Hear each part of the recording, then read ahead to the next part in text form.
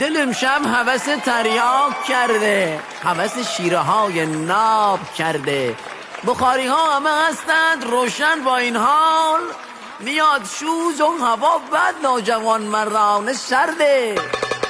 ما معتادا همه هستیم قلمجیر، موجودی شیره ما شده زیر. تورم آبروی ایرانو برده، کسی که میکشید 30 حب وافور، حبی ناچیز حل کرده تو نالمکی خورده.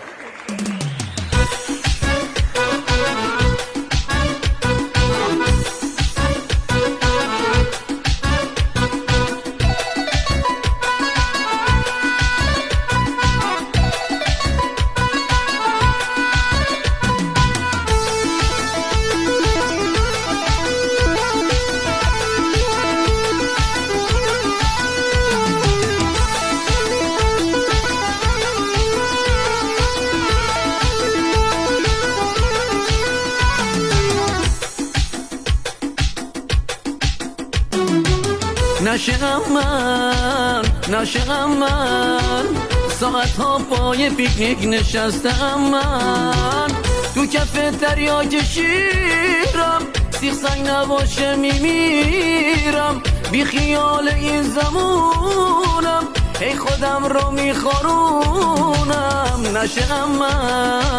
ناشقم من ساعت ها پای پیکنیک نشستم من، شیر مسقالی تو من کشیده من.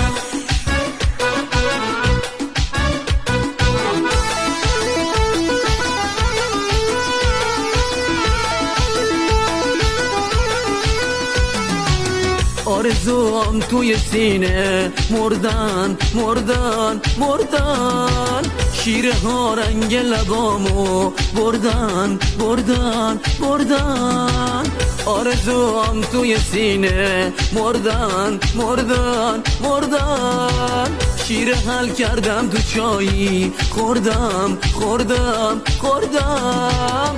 اونایی که روی دوستیم وافورو دادن به دستم، همشون تنم گذاشتن، حالا که سیخ سنگ به دستم، رفته برباد همه چیزم، دنیا به آخر رسیده، اعتیاد سوزونده من رو، پر پروازم و چیده.